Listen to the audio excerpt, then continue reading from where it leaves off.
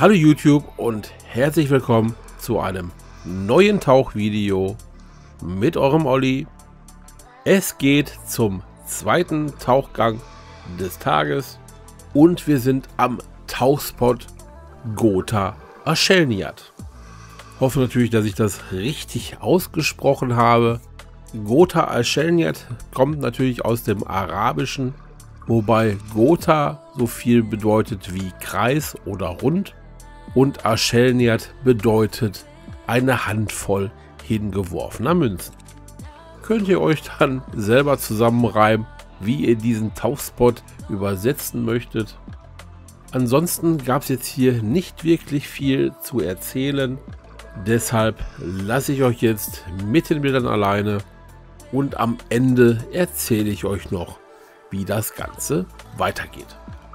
Bis dahin genießt das Video, dabei wünsche ich euch jetzt viel Spaß.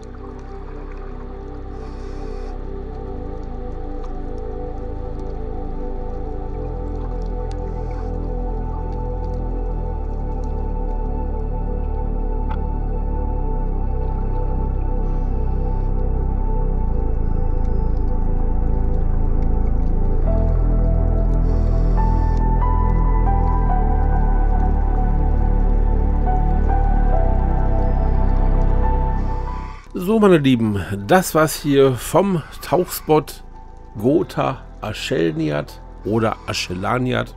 Wieder mal ein sehr entspannter Tauchgang in einer wunderschönen Unterwasserkulisse. Hat diesen Tauchspot etwas lebhafter in Erinnerung, kann aber auch mit dem Wetter zusammenhängen. An diesem Tag war es nämlich sehr wolkig, drückend und die Sonne hatte wirklich keine Chance, so wirklich durchzubrechen. Man kann ja nicht immer alles haben und schön war der Tauchgang trotzdem. Am gleichen Tag ging es dann aber nochmal zu einem Nachttauchgang auf die Seegraswiese zwischen Hausriff 1 und Hausriff 2. Und was wir dort so alles gesehen und erlebt haben, seht ihr dann beim nächsten Mal. Ich hoffe, dass euch dieses Video gefallen hat. Freue mich wie immer über Likes, nette Kommentare und den ein oder anderen neuen Abonnenten. Ich bedanke mich bei euch recht herzlich fürs Zuschauen. Bis dahin und gut Luft, euer Olli.